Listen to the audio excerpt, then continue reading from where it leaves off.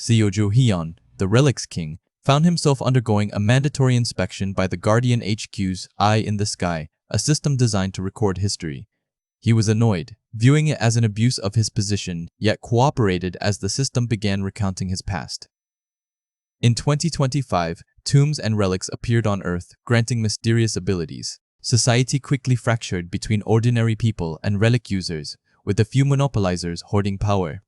Our boy, a relic user himself, lacked capital and was forced to serve a ruthless figure named Kwon Tae-jun. This man exported the relic syndrome, a disease treatable only by a rare relic he monopolized, effectively holding lives hostage. Joo Hyun's team was forced into dirty work like smuggling and tomb raiding. The inevitable betrayal came when Kwon Tae-jun dispatched him and his subordinates to the unconquerable Great Prison, watching them die one by one until it was his turn. But an anomaly occurred. The three-legged crow relic, trapped within the prison, exerted its power, sending him back to January 1, 2025, with all his memories intact. Armed with knowledge of the future, he swiftly secured funds and gathered relics, preventing future monopolizers from rising. Enemies from his past life even became allies. He founded the Grave Company, leading a powerful faction, but a formidable adversary remained: Pandora, the International Relic Management Organization. This group had restricted relic use to a select few, creating the world he'd suffered in. He soon discovered Pandora's true leaders were not human, but relics themselves, seeking a world ruled by their kind. They had murdered the previous majesty, the mediator between humans and relics, keeping the corpse to access its power. To create new relics without a majesty, they murdered humans using relic syndrome, smuggling their bodies for grotesque experiments. Upon learning this horrifying truth, Joo Hyun declared war on Pandora, exposing their secrets to the world. Pandora quickly fell, and he ascended to the throne as the new majesty, establishing the Guardian organization to foster coexistence between humans and relics. He diligently held summits and dispatched excavation teams to newly appearing tombs. The system confirmed the accuracy of his account, but then an unexpected error was found. It revealed he had missed 68 summits and entered 239 tombs before official teams, primarily for fun, curiosity, and health management. The system, noting this deviation, announced it would correct its records. Frustrated, he tried to dismiss it, only for the system to record him calling it inflexible, forcing him into silence.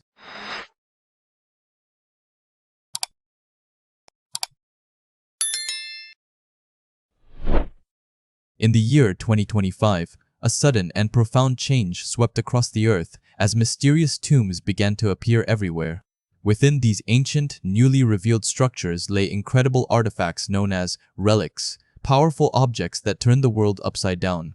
Myths, legends, folklore, and even popular fiction suddenly manifested as tangible items, transforming reality into something both wondrous and terrifying. While these relics mostly plunged the world into chaos, one man, Seo Hyun, embraced the new era, quickly becoming the renowned king of those relics. Meanwhile, his team of guardians was in a heated summit, discussing his unorthodox and often infuriating methods. Guardians like Lee Seol, and Julian Miller questioned his right to enter tombs without granting proper research permission, while others, including Yoo Jae-ha and Ilya Volkov, offered weak defenses, claiming he was merely checking relics in advance. The truth, as others angrily pointed out, was that he was simply looting everything for his personal collection, even brazenly naming one tomb the Tomb Raider's Lounge. Mid-meeting, he called them, completely oblivious to their frustration, and casually announced he was considering changing his title from king to emperor. He then hung up, off to another tomb. Our story finds him in a tomb, excitedly anticipating the treasures within. Inside, he uncovered powerful items like the poisonous fang of Isis, an SS-grade God-grade relic, and the Majesty's Crown Crow, a secret SSS-grade relic. Despite their power, he seemed almost indifferent, noting the tomb's vastness and remarking on his desire for a chief God-grade relic, like the sun god Ra. The crow, however, chided him for his insatiable greed. He simply stated it was natural to want good things for his child. A flashback revealed the profound reason for his newfound paternal instinct. At Danny University Hospital, his wife, Irene Holton, had been confirmed 5 weeks pregnant. The couple was overjoyed, their happiness radiating with the promise of a new life. Back at his office, his assistant, Zhuge Liang, tried in vain to make him focus on work, complaining about the mountain of tasks neglected due to his tomb raiding.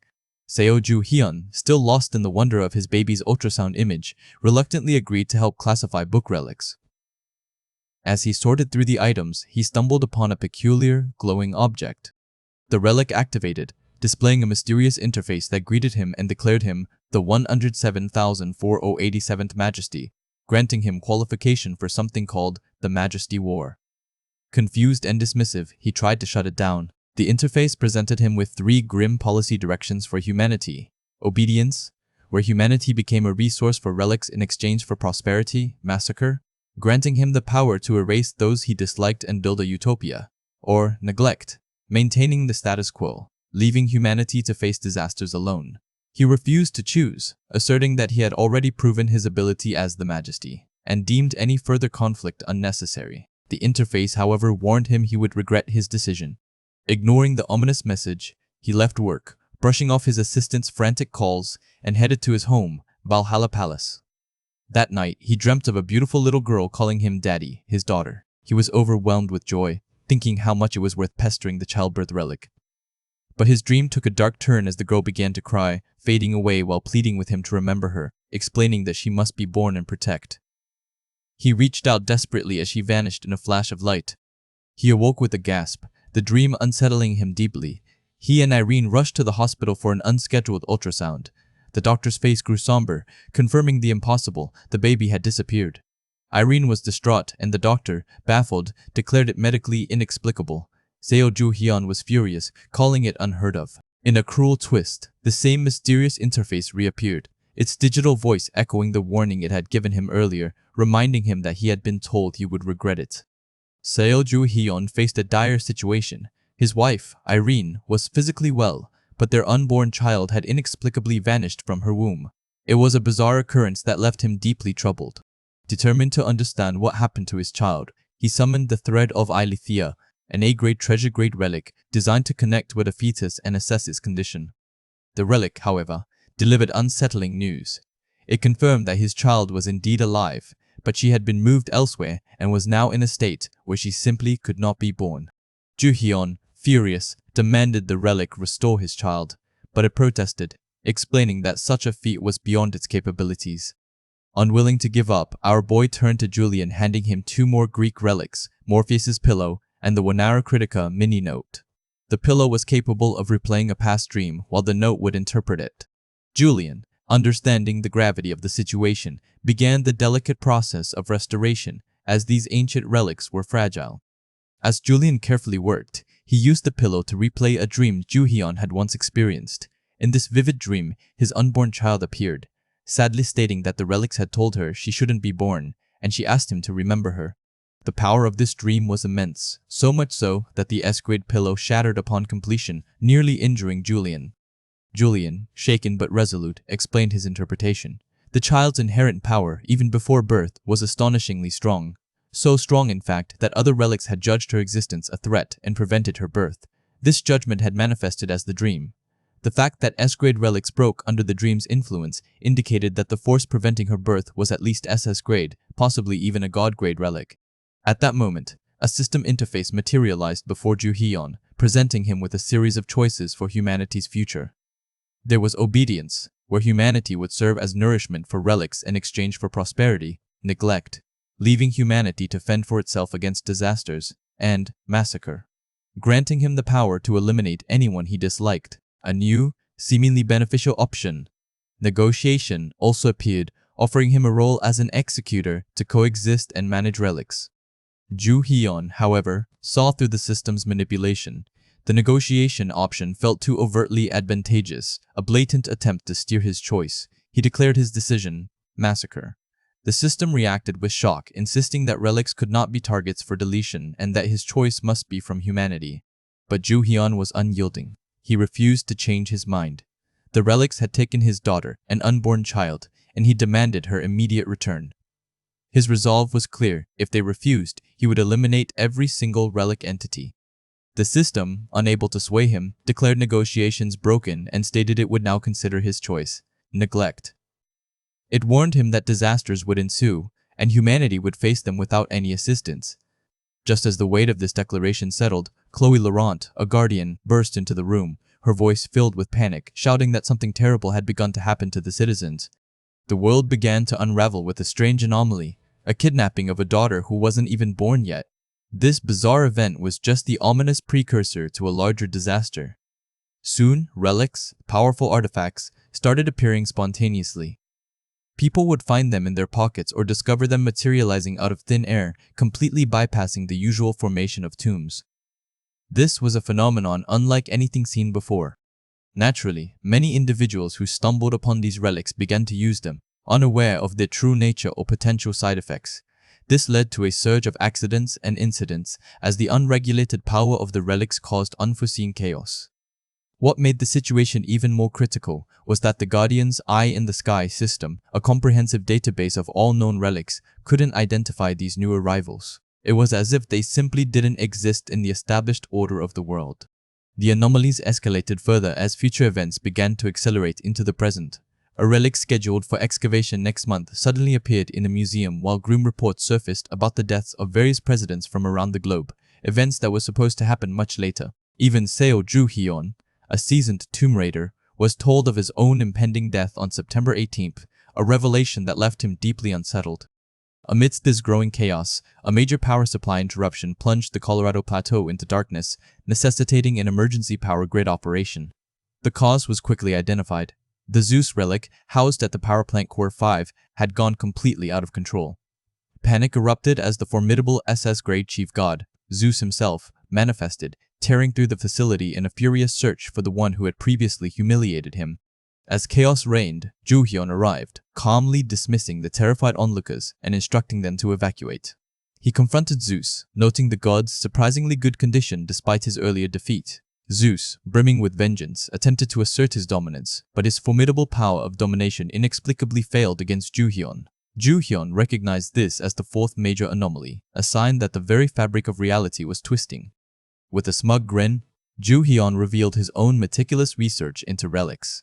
He pulled out Hera's throne, an SS-grade relic belonging to Zeus's long-suffering wife. This disciplinary tool, especially potent when dealing with marital betrayals, began to bind Zeus, sealing his power and leaving him horrified. But Ju-hyun wasn't finished. He then produced Metis's wisdom, another SS-grade relic from Zeus's first wife. He recounted the myth of Zeus swallowing Metis to prevent a prophecy of their son surpassing him, only for Metis to give birth to Athena inside him. Ju-hyun, with a chilling smile, transformed Metis's wisdom into a heavy gauntlet. He taunted Zeus, suggesting he try giving birth to a son through your head this time, before brutally beating the helpless god. When a subordinate later questioned his excessive violence, asking why he couldn't have just used the relic's binding power, Ju-hyun simply replied that he wanted to beat him up. He then ordered the battered Zeus to be restored, remarking that being merciless to relics was the only way to make things fun, leaving the fate of the once mighty god and the escalating anomalies hanging precariously in the balance. Even after Zeus's rebellion was suppressed, several unsettling questions lingered. Why had the power plant's containment device failed? How was Zeus's seal released? And could a strange book relic truly be behind such widespread chaos? Before these mysteries could be unraveled, a new and alarming anomaly gripped the world. All screens, from personal phones to global computer networks, flickered to life, displaying a single unyielding broadcast. On the hijacked screens, three figures claiming to be Egyptian gods, Osiris, Set, and Anubis, announced that today's death statistics were 0, but warned that executions had yet to commence.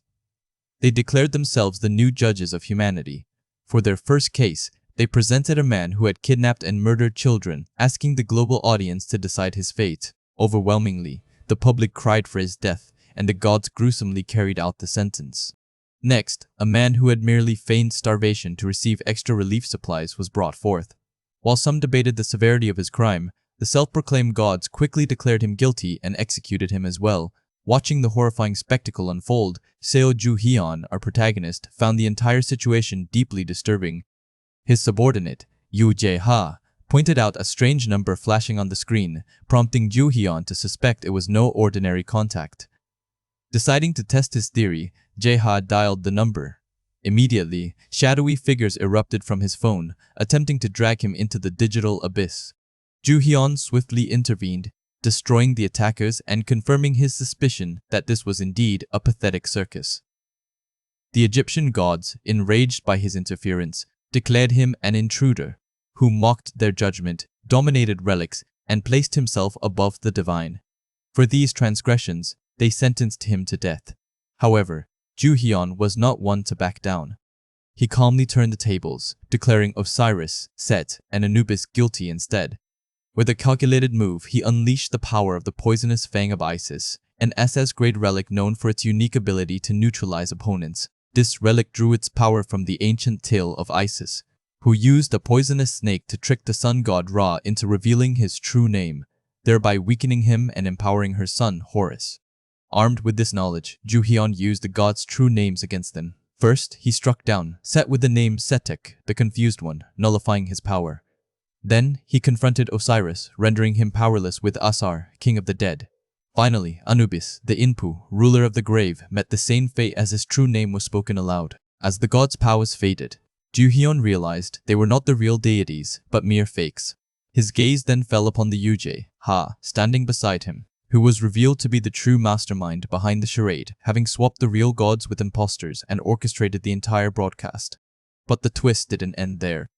The Yuji Ha, who had just been exposed, calmly stated that he was not the subordinate Ju Hyun knew. Displaying a golden ring, he implied that he was the true majesty, then chillingly asked Ju Hyun, "Who exactly are you?"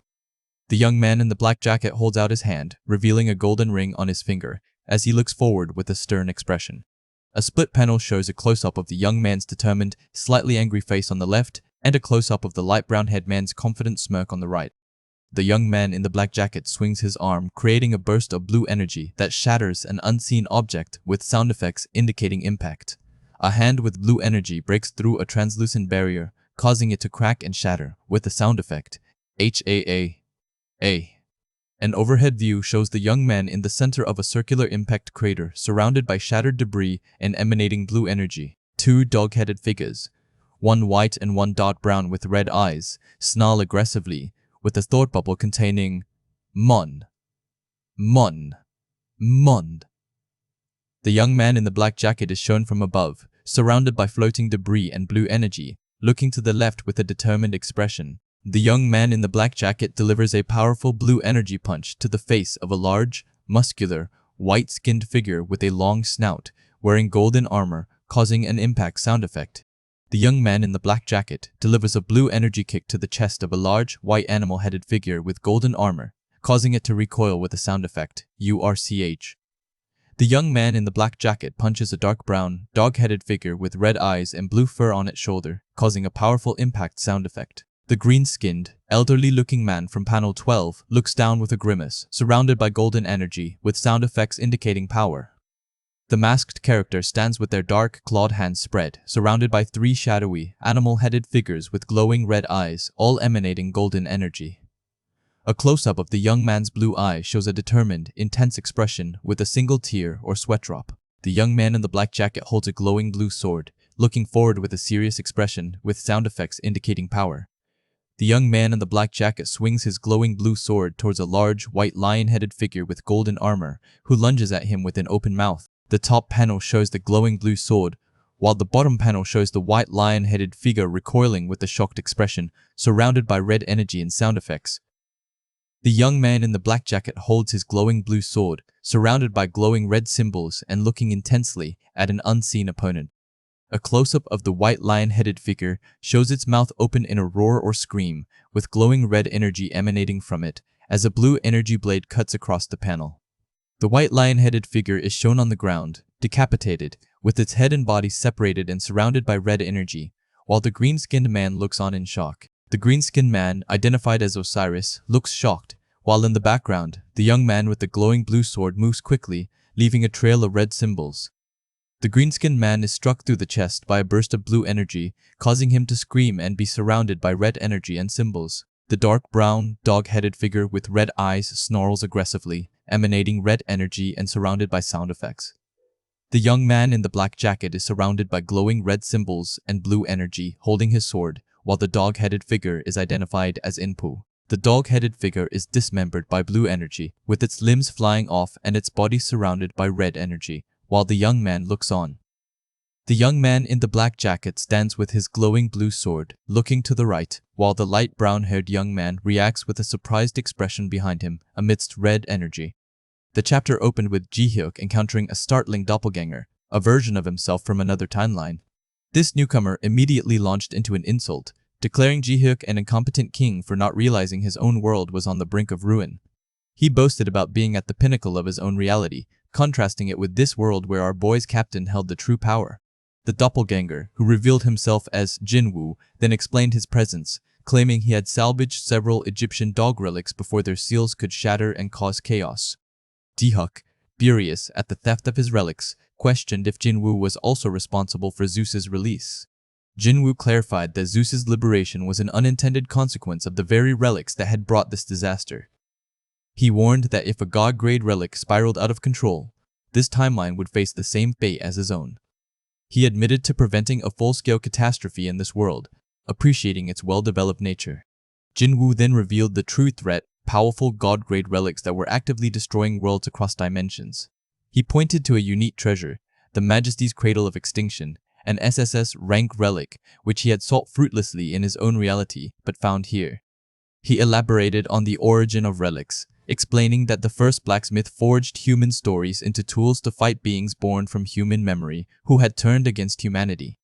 However, some stories refused this order, shedding their relic forms to become gods, seeking to dominate humanity. These were Ra, Enki, Vishnu, and Nuwa, the gods of the four major civilizations. Ji-hyuk finally understood why so many powerful relics had been missing from his world. Jinwoo confirmed these gods were too busy orchestrating a rebellion across dimensions, targeting every world for destruction or complete domination. When asked directly, Jinwoo grimly confirmed that they had indeed destroyed his home timeline. Suddenly, the building began to violently shake, and people outside plummeted from the sky. Jinwoo, horrified, realized the gods had followed him. He attempted to use the Akashic Record, a powerful SSS rank treasure, to locate their weaknesses, but the relic responded with a chilling message: they cannot be found. They do not exist anywhere in this world. Jinwoo understood its limitation. The gods were not native to this dimension. A sinister rulebook then materialized, initiating its first curse. The book activated the curse of the Tower of Babel language blockade, severing all human understanding and communication worldwide, including dialogue, commands, and even telepathy. Ji-hyuk gasped, realizing the catastrophic implications for ongoing wars, surgeries, and global air traffic. He desperately ordered his team member Ilya to stop time. As Ilya grappled with the command, the language blockade took full effect, plunging the world into chaos. Ji-hyuk, undeterred, declared that while language was blocked, relics could still be used. He commanded Crow to activate Shakespeare's childhood pen. Meanwhile, Ilya, using one of Solomon's demon relics, successfully froze time for the entire world, sparing only their team. Just then, a formidable entity named Furcus manifested, questioning their attempt to halt the flow of time. Our protagonist, however, remained strangely unaffected, a testament to his unique nature. The world had barely recovered from the initial disaster when a new, more insidious curse descended. This was Vishvakarma's curse, the blockade of tools, a divine decree that froze all man-made creations, technology, weapons, and even relics, rendering them useless. He recognized the curse as the work of Vishvakarma, the Indian god of craftsmanship, and understood its devastating potential. The curse's reach extended to relics, treating them as mere tools. But our cunning hero wasn't one to simply accept fate. He argued that relics, born of language, memory, and stories, were far more than simple instruments. His conviction was so strong that the curse itself relented, making an unprecedented exception for these artifacts. Yet, the respite was short-lived. A third curse manifested, far more chilling than the last: the curse of the Nile, a blockade of records. This insidious power began to erase history, memories, and the very knowledge of how to use relics. People stumbled, their minds clouded, forgetting even their own names. Chaos threatened to engulf humanity as the foundation of their civilization crumbled. Our hero, Seo-ju Hyun, pieced together the puzzle. He realized these curses were part of a grander design, originating from the rulebook used by ancient gods to dismantle world lines.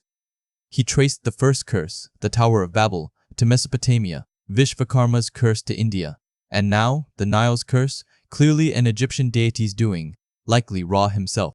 Armed with this knowledge, he sprang into action. Using Solomon's earrings, a relic that allowed him to perceive the unseen, and Ilya's powerful fire relic, Phlegethon, he launched a counterattack. He commanded Ilya to unleash a torrent of flames, not just to destroy but to defile Ra's true name, severing its connection to the curse. The heavens roared, and the blockade of records shattered. Ra's power scattered, memories flooded back, and the knowledge of relics was restored. The antagonist watched, stunned, as Seoju Hyun stood amidst the fading magical storm, his incredible power undeniable. The battle for this world line was far from over, and the true architect of these calamities remained hidden in the shadows. The world plunged into chaos, its records and tools shattered, leaving humanity struggling. A glowing SSS-grade heavenly rope appeared, which he effortlessly summoned.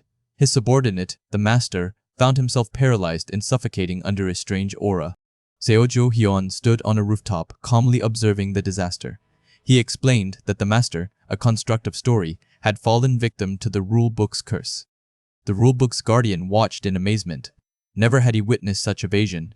Despite humanity's losses, their resilience was remarkable, and he conceded our hero's presence was impressive. But his patience had limits.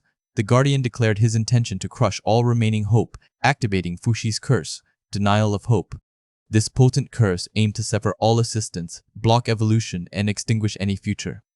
His companion clarified Fuxi's foresight had twisted into a curse, denying hope itself. Our hero found the curse abstract, but his companion warned it was the most dangerous. He elaborated on the world's dire state, broken communication, destroyed tools, and only relics functional. Once time resumed, chaos would erupt. The true meaning of hope, he revealed, was our protagonist himself. Without his unique ability to wield relics, they would become useless. If he perished, the world would be helpless. With this understanding, the Guardian proclaimed he would eliminate the very source of hope, activating the narrative of the end, to extract his heart and conclude human extinction. His subordinate cried out as the Guardian brutally attacked, demanding his heart. Our hero was gravely wounded, coughing blood, but his loyal master bravely stepped forward. Despite his injuries, he refused to yield, vowing to fight back. As he fought, severely injured, his subordinate Yu-jae-ha desperately called for a healing relic. Our hero, weakened, urged for Chloe. The Guardian, however, remained confident, taunting him about his inability to protect the timeline. He revealed the disaster was far from over. Periodic trials would continue to plague this world. He positioned himself as a game master, offering rewards for trials and penalties for failure. Enraged, our protagonist launched a furious assault, forcing the Guardian to concede the Blue Tower threat. Frustrated by his unyielding spirit, the Guardian declared he was leaving, convinced he could not be stopped, and vanished. To everyone's astonishment, another Seoju Hyun appeared. Yu-jae-ha, tending to the wounded imposter, realized the man was not their captain. The real Seoju Hyun looked at the unconscious form, recognizing Yu-jae-ha. He confronted his subordinate, playfully chiding him for his lack of gratitude despite being saved. Yu-jae-ha, voice muffled, claimed he could have handled it, but our hero dismissed the boast. Then, to everyone's bewilderment, he revealed Yu-jae-ha's soul was safely contained within a cup noodle. From inside the cup noodle, Yu-jae-ha protested, horrified he was food, and complained about the mild flavor. Our hero, amused by his subordinate's talkativeness, confirmed his identity and lightly scolded him. His other subordinates were dumbfounded by the SS-grade consumable relic, cup noodle Yu-jae-ha. They noted Yu-jae-ha's body remained in frozen time, not dead, despite the heart's extraction. Our protagonist declared their goal was to retrieve his heart, seeing this as a perfect opportunity for a counterattack against the relics of the 4 major civilizations. He explained that his world, unlike others that had compromised, could still use relics, making his existence special. He had traversed countless worlds but never encountered anyone quite like himself. Having already evaded Vishvakarma's disaster and broken Ra's curse using Isis's poisonous fang, he proclaimed his ability to dominate the relics of the 4 major civilizations and end the disaster. He then extended an invitation, urging someone to join him in striking down their enemies. Julian made Seoju Hyun a compelling offer, promising that with his power, he could dominate the relics of the 4 major civilizations, end the looming disaster, and recover both his subordinate's heart and his missing daughter. He revealed his daughter had been taken to a place known as Amaterasu's space. Amaterasu, the Japanese sun goddess, was a deity skilled at hiding, so much so that she managed to avoid being turned into a relic herself. Her hidden sanctuary was now being used by the relics of the 4 major civilizations as their secret hideout. These relics, it seemed, were sending out rulebooks to various world lines, intent on ruining them and subjugating their respective majesties. For any majesty who dared to refuse, the relics would rip out their hearts, which were no ordinary organs. These were rulers' hearts, the very axis of a world line and the core of its existence. The relics sought to collect these hearts to reverse what they called the relicization curse, the fundamental rule that all stories are born as relics. With enough rulers' hearts, they believed they could even alter the supreme rules of existence. Hearing this, Seoju Hyun made a firm decision. He would invade Amaterasu's space to save his subordinate and retrieve his daughter. Julian, conveniently, possessed a dimensional travel relic and the ability to track the energy of rulebooks, offering his assistance. First, however, Ju Hyun needed to stabilize his own world. Time was currently stopped, but if it were to flow again, all man-made tools would break and people would lose the ability to communicate. Julian suggested using flight relics to manage the planes in the sky and copying a translation relic on a large scale to restore communication. He then looked at Yu Jae-ha, implying his unique ability could be crucial. Before they could act, a loud sound echoed. An empty world, one whose majesty had died, was under invasion. The Arc de Triomphe, an SS-grade, God-grade intervention relic, materialized, signaling the arrival of Majesty Mars O'Connell. O'Connell immediately declared conquest, using his perk, remove all status effects, to restart time across the world. Chaos erupted as planes began to move, communication lines failed, and disasters loomed. O'Connell, with a chilling smile, revealed his motive: for people to die, releasing their bound item relics for him to collect. Julian quickly informed Ju Hyun that he too possessed powerful perks granted by the rulebook: absolute decree, future regression, point acquisition, and setting alteration. Witnessing the escalating crisis, Ju Hyun turned to Yu Jae-ha.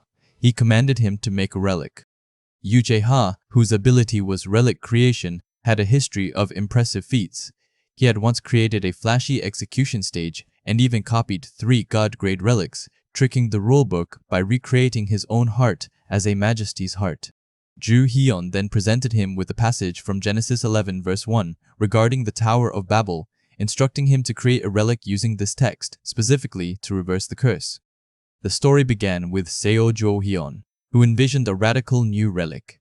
He sought to reverse the ancient tale of the Tower of Babel, not to sow confusion but to forge unity. His ambition was to create an artifact that would bring all languages into a single, common speech, fundamentally altering the fabric of communication across the world. He meticulously crafted his vision, and soon, the tablet of Genesis chapter 11 manifested before him. This was no ordinary relic. Its power was immense, rooted deeply in religious scripture. His team expressed concern, noting that such a divine artifact typically required strong spiritual affinity to wield. Ilya, a former priest, was briefly considered, but he quickly dismissed the idea, stating his current focus was far from sacred relics. Undeterred, Seoju Hyun declared his intention to activate the tablet through sheer force of will and domination power, confident that his might alone would suffice. With a surge of energy, the god-grade relic activated. Its profound effects swept across the land, fulfilling its intended purpose to unify the languages of all beings. Humans, relics, majestic creatures, and all living things suddenly shared a common tongue. The world immediately felt the impact. People previously unable to communicate now understood each other perfectly. Chaos in air traffic control quickly resolved as pilots and ground crew spoke the same language, facilitating smooth evacuations. It was a monumental success, achieved through immense effort. However, this newfound unity directly challenged the power of the conqueror, whose own relic, the Arc de Triomphe, thrived on division and hierarchy. The conqueror, whose own relic, the Arc de Triomphe, thrived on division and hierarchy. The conqueror, whose own relic, the Arc de Triomphe, thrived on division and hierarchy. The conqueror, whose own relic, the Arc de Triomphe, thrived on division and hierarchy. The conqueror, whose own relic, the Arc de Triomphe, thrived on division and hierarchy. The conqueror, whose own relic, the Arc de Triomphe, thrived on division and hierarchy. The conqueror's relic, designed to enforce dominance and submission, faltered and ceased to function. The conqueror's relic, designed to enforce dominance and submission, faltered and ceased to function. The conqueror's relic, designed to enforce dominance and submission, faltered and ceased to function, faltered and ceased to function. The conqueror's relic, designed to enforce dominance and submission, faltered and ceased to function. He watched in fury as his symbol of power became redundant, stripped of meaning in a world where all were equal. In his rage, the conqueror invoked Mars, a powerful figure, signaling a new, darker turn. In his rage, the conqueror invoked Mars, a powerful figure, signaling a new, darker turn. In his rage, the conqueror invoked Mars, a powerful figure, signaling a new, darker turn. To the surprise of our boys' team, the tablet's influence stretched beyond their dimension, enabling beings from other timelines and worlds to understand each other. This unforeseen consequence inadvertently smoothed the path for an interdimensional invasion, a development that shocked even the relic's creator. Not content with the chaos already sown, the Conqueror unleashed another formidable relic, Ares' helmet. This cursed artifact possessed a terrifying property. It distorted the wearer's perception, making them see every living being as an enemy. Immediately, those who donned the helmet turned on each other, allies attacking allies, their minds consumed by an uncontrollable urge for conflict, even over trivial matters like cup noodles. Even over trivial matters like cup noodles. Even over trivial matters like cup noodles. Even over trivial matters like cup noodles. Even over trivial matters like cup noodles. Even over trivial matters like cup noodles. Even over trivial matters like cup noodles. Their minds consumed by an uncontrollable urge for conflict, even over trivial matters like cup noodles. The Conqueror, shielded by his own powers, reveled in the pandemonium, seeing it as a twisted form of equality where everyone simply fought to the death. Seoju Hyun, too, felt the insidious influence of Ares' helmet, struggling to resist its command to attack his own companions. Realizing the gravity of the situation, he knew he needed a different approach. He remembered a unique ability, Perk 3, Setting Change Rights, which allowed him to arbitrarily modify one rule of a timeline for a single item. Perk 3, Setting Change Rights, which allowed him to arbitrarily modify one rule of a timeline for a single item. With a determined resolve, he prepared to activate this extraordinary perk. The fate of his allies and the world hung in the balance as he called upon its power. The fate of his allies and the world hung in the balance as he called upon its power. The fate of his allies and the world hung in the balance as he called upon its power. The fate of his allies and the world hung in the balance as he called upon its power. The fate of his allies and the world hung in the balance as he called upon its power. Seoju Hyun took a decisive step, activating his unique Setting Change Rights. Instantly, within the vast domain of Chief God-grade relics, all lower-tier relics were neutralized. The effect was immediate and widespread, causing several individuals, who moments ago wielded powerful artifacts like Ares' helmet, to lose control and wonder what had just transpired. Their relics, once extensions of their will, now felt foreign and powerless. Among the stunned, Mars O'Connell watched in disbelief as Ares' helmet, a relic he believed to be formidable, was rendered inert. He quickly realized that this power transcended his own, placing the wielder firmly beneath Zeus. Seoju Hyun then revealed his trump card, the Spear of Zeus, an SS-rank Chief God-grade relic. With it, he declared his status as a majesty, invoking the rulebook's privilege. Mars, now understanding the gravity of the situation, ordered his allies to capture him, asserting that the majesty of their world was still very much alive. At that moment, system notifications flooded in. The coordinates of the invasion relics were being recalibrated, and Seoju Hyun's heart response was detected, triggering an immediate retrieval attempt. As Mars's allies swarmed towards them, our boy knew they needed to escape. He gave the command to prepare for movement. Amidst the chaos, Yujaeha's survival instinct trait unexpectedly activated, transforming him into an ordinary ramen packet, completely undetectable to the invaders. Seoju Hyun seized this opportunity, planning to use the stealth to launch a counterattack.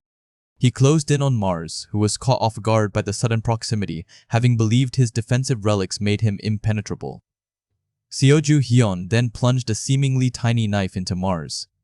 This was no ordinary blade, it was the poisonous fang of Isis. The relic swiftly deleted Mars O'Connell's true name and extinguished his majesty authority, leaving him in a state of utter shock as his power and identity crumbled. Seoju Hyun taunted him, calling him a nameless conqueror, and proceeded to decisively beat him. Mars was defeated. As the dust settled, Seoju Hyun began to collect his spoils. He casually asked Mars if he had anything valuable, then took a relic from him. Mars desperately tried to stop him, but it was too late. Our protagonist activated his latest acquisition, The Sphere of Atlas, a god-grade relic. Its power forcibly transferred the immense weight of the world onto Mars, crushing him under an unbearable burden. With his last breaths, Mars issued a dire warning, predicting that others would soon come for Seoju Hyun. A system message confirmed the victory. Invader Mars O'Connell has been defeated. Around them, others realized Mars's fate and the dimensional gate began to close, prompting many to retreat.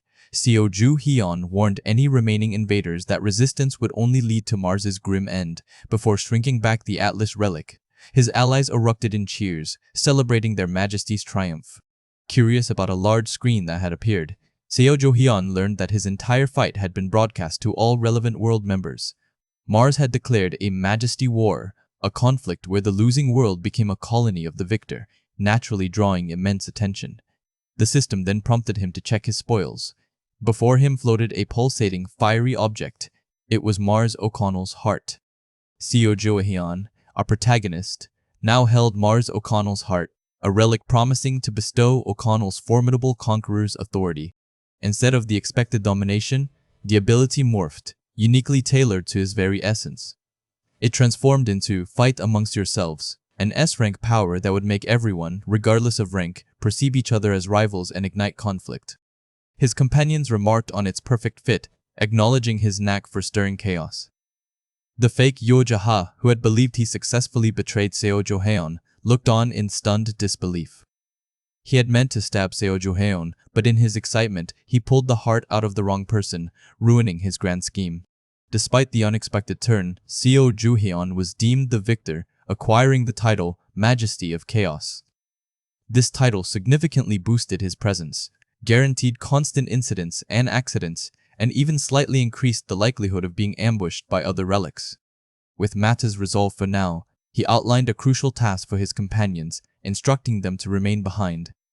He needed to pursue the rulebook, save his daughter, and rescue the real Yujeha, leaving Irene and the others to protect their worldline by undertaking rulebook missions and accumulating perks. Irene expressed her anxieties about the perilous journey, but he confidently reassured her that he always returned successful, never empty-handed. To traverse dimensions, Seoju Hyun revealed a peculiar, unassuming being. Tossed into the air, it rapidly grew into an enormous beanstalk, reminiscent of the tale of Jack and the Beanstalk, stretching high into the sky, each leaf and branch leading to a different world. The sheer scale of the beanstalk quickly dampened his companions' enthusiasm for the arduous climb. They started making excuses, claiming their duty was to protect their current world. Seoju Hyun, ever the provocateur, mockingly called them traitors before summoning a heavenly rope relic. With ease, he ascended the massive plant, leaving the fake Yujeha to struggle with the strenuous climb, teasing him about muscle training. They soon found themselves in Worldline D3 Sene 2, a place aptly named Dionysus's Cup, a veritable city of madness. The entire city seemed to be in a perpetual state of intoxication, its inhabitants holding glasses, their minds clouded. The fake Yujeha's keen senses detected addictive drug components permeating the air. This world's majesty, it seemed, deliberately drugged its populace, paralyzing their sanity to prevent any interference with their grand designs. The rulebook, they surmised, must be with this majesty, whose location was clearly visible in the city center. As Seoju Hyun prepared to confront this new challenge, the fake Yujeha noticed a strange glowing mark appearing on his wrist. Seoju Hyun found himself in a strange new world, where a mysterious system governed existence. He was instructed to check his wrist, where glowing numbers appeared, a blue 50 representing his sanity level and a red 10 for his madness level. Confused, he sought an explanation from his companion, a man who resembled a famous idol. His companion clarified that sanity level was crucial, but it constantly dropped, even without any activity. Conversely, a high madness level was necessary to wield relics in this world. However, an increase in madness would deplete sanity, emphasizing the delicate balance required. Curious about the consequences of zero sanity, Seoju Hyun learned that one would lose their free will, becoming a mere NPC, a puppet to a reigning majesty. Many majesties exploited this to easily control populations. His companion then inquired about his madness level, which astonishingly stood at 99. The companion was utterly shocked, exclaiming at such an extreme state of mind. While a madness level of at least 30 was needed to be a basic relic user, and 70 designated an advanced one, a level of 99 meant he could potentially wield even a god-grade relic. Seo Ju-hyun confidently concluded that using relics would be no problem for him. He declared his intention to seek out the world's majesty. As they conversed, his sanity level inexplicably plummeted to 2.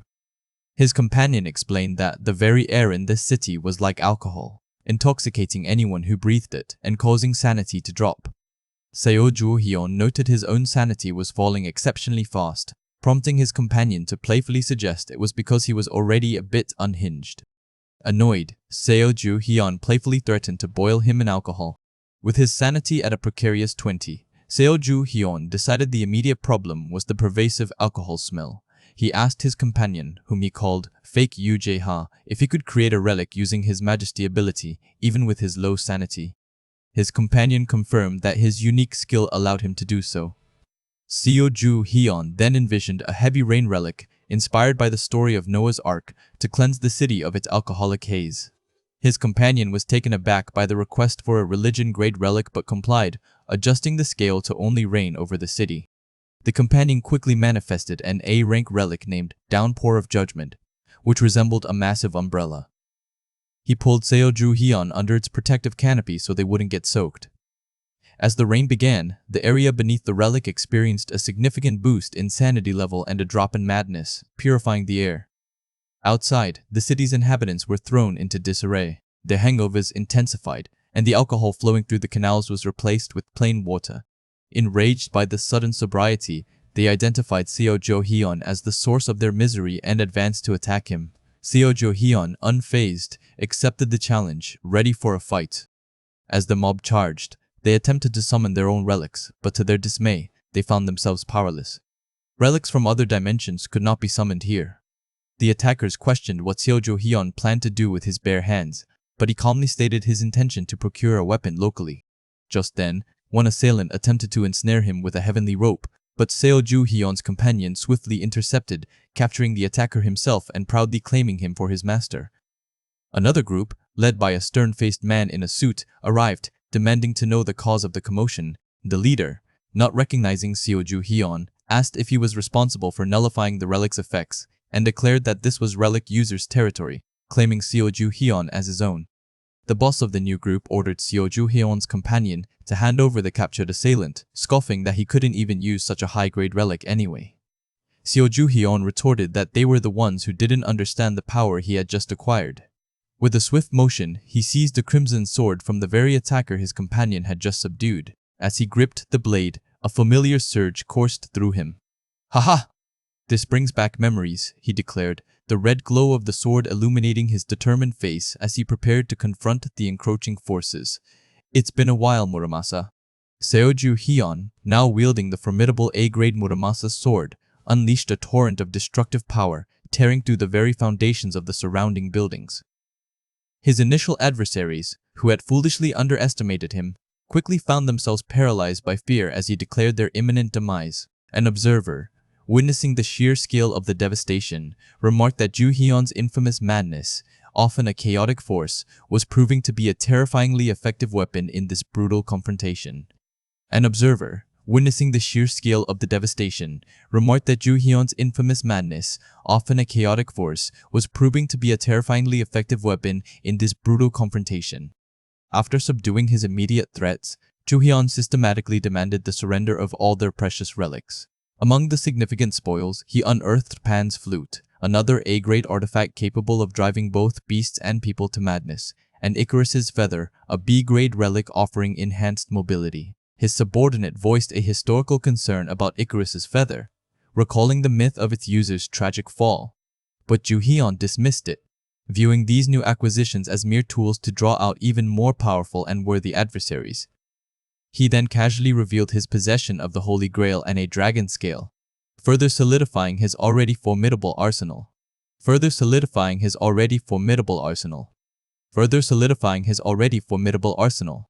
Feeling an exhilarating rush, Ju-hyun openly challenged any remaining combatants. He then dramatically flipped a coin, which landed on heads. Moments later, a startling system notification appeared, announcing the destruction of Dionysus's relic and, unexpectedly, the commencement of a conquest of another majesty's territory.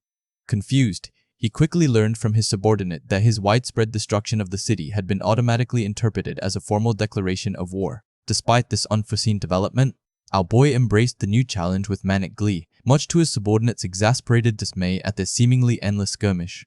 Much to his subordinate's exasperated dismay at their seemingly endless skirmish. Much to his subordinate's exasperated dismay at their seemingly endless skirmish. Much to his subordinate's exasperated dismay at their seemingly endless skirmish.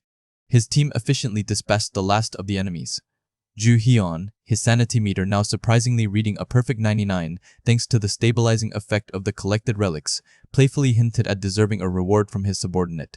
He then, with a mischievous grin, brought Pan's flute to his lips. Its enchanting, maddening melody filled the air, instantly driving the remaining opponents into a chaotic frenzy, causing them to violently turn on each other. Seizing this perfect distraction, Ju Hyun calmly slipped away from the escalating pandemonium. Seizing this perfect distraction, Ju Hyun calmly slipped away from the escalating pandemonium. Ju Hyun, his sanity meter now surprisingly reading a perfect 99 thanks to the stabilizing effect of the collected relics, playfully hinted at deserving a reward from his subordinate. Ju Hyun, his sanity meter now surprisingly reading a perfect 99 thanks to the stabilizing effect of the collected relics, playfully hinted at deserving a reward from his subordinate. He then, with a mischievous grin, brought Pan's flute to his lips. Its enchanting, maddening melody filled the air, instantly driving the remaining opponents into a chaotic frenzy, causing them to violently turn on each other. Causing them to violently turn on each other. Causing them to violently turn on each other. Seizing this perfect distraction, Ju Hyun calmly slipped away from the escalating pandemonium. As Ju Hyun made his strategic exit, a formidable elite agent arrived, her composure stark against the surrounding chaos. She immediately noted his unusually high sanity level, astutely attributing it to the flute's powerful influence. Confronting him for the widespread destruction and disturbance he had caused, she prepared to apprehend him. Ju Hyun, however, remained unperturbed, holding up a degraded copy of a deathmatch coin. He calmly proposed they settle their escalating conflict with a simple flip of this coin, then, with an unsettling smile, offered her the fateful choice, heads or tails? Offered her the fateful choice, heads or tails? Offered her the fateful choice, heads or tails? Offered her the fateful choice, heads or tails?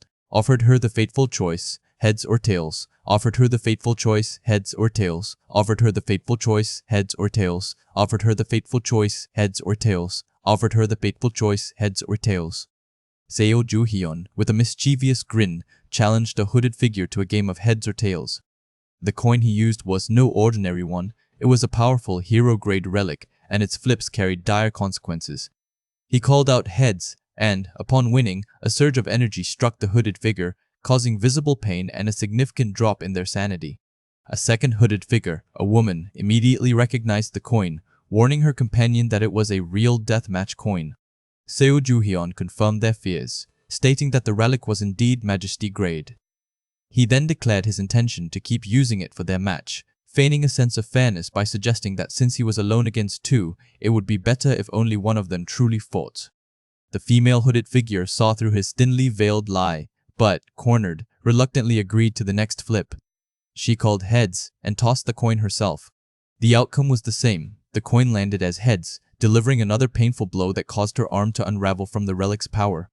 Seo Ju Hyun calmly announced her loss, pointing to her wrist.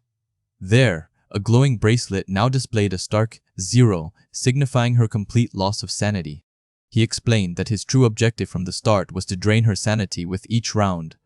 With her mind gone, he had her hand over all her relics and commanded her to lead him to the Majesty, insisting on a route that would bypass any patrols. She, now a mere puppet, complied, guiding him through the city. As they walked, the male hooded figure expressed concerns about entering special surveillance areas.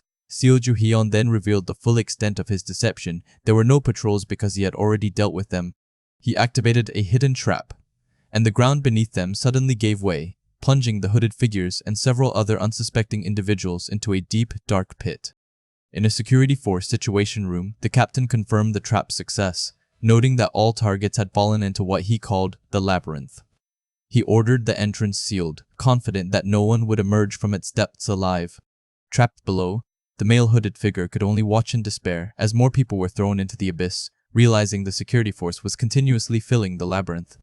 He questioned the new arrivals, who explained they were prisoners, confined for refusing to submit to the Majesty's rule. They detailed how anyone with sufficient sanity who attempted to gather was deemed a dangerous individual and summarily cast into this underground prison. Seoju Hyun quickly grasped the horrifying truth. The Majesty's control wasn't solely maintained through alcohol-induced obedience, but also by systematically imprisoning all normal, sane individuals underground. He offered to lead everyone out, but the other prisoners pointed to an iron gate, the only apparent exit. To pass through it, they revealed, one had to drink a specific alcohol from the wall. This draft, however, acted as a poison, stripping them of their free will and transforming them into mindless NPCs. The choice was stark: starve in the labyrinth or become another one of the Majesty's puppets. Seoju Hyun found himself trapped in a grim reality. Presented with the stark choice, succumb to starvation or become an NPC, effectively losing his identity. Others who had arrived before him offered their apologies, explaining that these were the only options. But our hero, ever determined, declared that his departure from this place was inevitable, regardless of the challenges.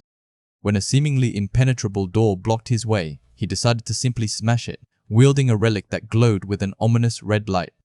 As he prepared for this drastic action, a system message flashed, indicating a measurement of his mental strength and madness levels. The conditions, it declared, had been met. The door, to everyone's astonishment, creaked open on its own. The other survivors were utterly baffled, unable to comprehend how anyone could meet such extreme conditions without being completely insane. The system's reading revealed an astounding madness level of 99. What made this even more perplexing was that despite such overwhelming madness, Seoju Hyun's sanity remained intact, a phenomenon he casually attributed to being a foreigner to this world's rules. News of this anomaly quickly reached the security situation room, where a uniformed man expressed his disbelief, calling our protagonist a freak for defying the natural order where high madness typically meant zero sanity. As he ventured deeper into the labyrinth, a chilling sight greeted him. The people who had been trapped before him were now lifeless NPCs, the sanity completely drained, wandering aimlessly or attacking each other. He realized a powerful liquor had stripped them of their minds. Soon, he encountered the source of this despair, a monstrous figure known as Satyros, the guardian of the labyrinth. Satyros, a goat-like creature with glowing eyes, mocked Seoju Hyun for maintaining his sanity within its domain, but warned him it wouldn't last. Indeed, merely being near Satyros caused his sanity level to drop. The guardian then ordered its minions to open casks of its mind-altering liquor, unleashing a wave of madness upon the remaining survivors, who screamed as their minds fractured. Our hero, brandishing his glowing relic, fought back fiercely against the labyrinth's twisted inhabitants. Satyros, recognizing him as the one who defied the door's conditions, questioned his interference, especially given his own high madness. "Do you want to play king with these humans?" Satyros taunted. Seoju Hyun, with a confident glint in his eyes, retorted that he was already a king. This declaration piqued Satyros' interest, and a showdown, king to king, was proposed. Seoju Hyun suggested a game of coin-tossing to buy himself time, but Satyros, preferring a challenge related to alcohol, took control. Satyros presented 6 glasses, one of which contained poison. The game would consist of 3 rounds, with Seoju Hyun choosing 2 glasses per round, one for himself and one to offer his opponent. This meant both would bet their lives at least once. Despite the protests of the other survivors, who feared Satyros' inherent advantage, Seoju Hyun calmly accepted. Without hesitation, he picked a glass for himself and drank it, remarking that the taste wasn't bad. Satyros, surprised by his quick decision and apparent luck, conceded that the first glass was safe. Then, with an unreadable expression, Seoju Hyun chose a second glass and offered it to the guardian. The other survivors watched in horror, certain that this glass held the deadly poison, as our hero's eyes glowed with fierce determination. "Just watch me," he commanded. Seoju Hyun found himself trapped in a grim reality, presented with a stark choice: succumb to starvation or become an NPC, effectively losing his identity. Others who had arrived before him offered their apologies, explaining that these were the only options. But our hero, ever determined, declared that his departure from this place was inevitable, regardless of the challenges. When a seemingly impenetrable door blocked his way, he decided to simply smash it, wielding a relic that glowed with an ominous red light. As he prepared for this drastic action, a system message flashed, indicating a measurement of his mental strength and madness levels. The conditions, it declared, had been met. The door, to everyone's astonishment, creaked open on its own. The other survivors were utterly baffled, unable to comprehend how anyone could meet such extreme conditions without being completely insane. The system's reading revealed an astounding madness level of 99. What made this even more perplexing was that despite such overwhelming madness, Seo Ju-hyun's sanity remained intact, a phenomenon he casually attributed to being a foreigner to this world's rules. News of this anomaly quickly reached a security situation room, where a uniformed man expressed his disbelief, calling our protagonist a freak for defying the natural order where high madness typically meant zero sanity. As he ventured deeper into the labyrinth, a chilling sight greeted him. The people who had been trapped before him were now lifeless NPCs, their sanity completely drained, wandering aimlessly or attacking each other. He realized the powerful liquor had stripped them of their minds. Soon he encountered the source of this despair, a monstrous figure known as Satyros, the guardian of the labyrinth. Satyros, a goat-like creature with glowing eyes, mocked Seo Ju-hyun for maintaining his sanity within its domain, but warned him it wouldn't last. Indeed, merely being near Satyros caused his sanity level to drop. The guardian then ordered its minions to open casks of its mind, altering liquor, unleashing a wave of madness upon the remaining survivors, who screamed as their minds fractured. Our hero, brandishing his glowing relic, fought back fiercely against the labyrinth's twisted inhabitants. Satyros, recognizing him as the one who defied the door's conditions, questioned his interference, especially given his own high madness. "Do you want to play king with these humans?" Satyros taunted. Seo Ju-hyun, with a confident glint in his eyes, retorted that he was already a king. This declaration piqued Satyros's interest, and a showdown, king to king, was proposed. Seo Ju-hyun suggested a game of coin-tossing to buy himself time, but Satyros, preferring a challenge related to alcohol, took control. Satyros presented 6 glasses, one of which contained poison. The game would consist of 3 rounds, with Seo Ju-hyun choosing 2 glasses per round, one for himself and one to offer his opponent. This meant both would bet their lives at least once. Despite the protests of the other survivors who feared Satyros's inherent advantage, Seo Ju-hyun calmly accepted. Without hesitation, he picked a glass for himself and drank it, remarking that the taste wasn't bad. Satyros, surprised by his quick decision and apparent luck, conceded that the first glass was safe. Then, with an unreadable expression, Seo Ju-hyun chose a second glass and offered it to the guardian. The other survivors watched in horror, certain that this glass held the deadly poison, as our hero's eyes glowed with fierce determination. "Just watch me," he commanded. Seo Ju-hyun found himself engaged in a deadly drinking game with the monstrous master of the labyrinth. His opponent expected turns, but Jo-hyun, ever the strategist, decided against it. To prevent any tricks, he downed all 3 glasses himself, leaving the demon stunned and convinced that the poison must have been in one of Jo-hyun's drinks. With the game concluded, Jo-hyun wasted no time. He swiftly bound the demon with his heavenly rope, forcing the terrified creature to drink the remaining liquid. The demon collapsed, defeated by the very game it had orchestrated, marking the successful clearing of the labyrinth. News of the labyrinth's fall and the prisoner's escape quickly reached the regal figure known as Majesty Dionysus Cynthia. She expressed a mixture of displeasure and intrigue, acknowledging the intruder's unexpected prowess. She then dispatched a new operative to deal with this disruptive force. Meanwhile, Jo-hyun made his way to an unusual location, a casino. He had acquired a powerful S-rank heroic legend-grade relic, the Roulette Wheel of Fate, and decided it was the perfect place to test its capabilities. The wheel presented various outcomes: madness, emptiness, blessing, or ruin.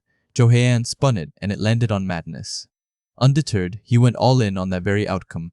Onlookers were shocked by his audacious bet, questioning his sanity for wagering everything on such a long shot, with 36-1 odds. Jo-hyun calmly explained his interpretation. Madness meant becoming mad with joy from winning, promising a massive payout. To everyone's astonishment, he won. He attributed his victory to the relic's power and prepared for another round. However, a sudden jolt of electricity surged through him. A system message appeared, declaring an unauthorized person using Roulette Wheel of Fate and announcing the commencing execution of punishment. The relic began to malfunction, sparking violently and causing chaos in the casino. People scattered in panic as an unseen force attacked from above. Jo-hyun quickly realized the relic wasn't self-destructing due to a bad roll. Instead, external interference had stopped the wheel mid-spin, preventing it from landing on ruin. He barely dodged an incoming assault, utilizing his wings of Icarus to escape the immediate danger. As he used his heavenly rope to pinpoint the attacker's location, he was met with a shocking sight. Standing before him, the one sent to punish him, was Julian.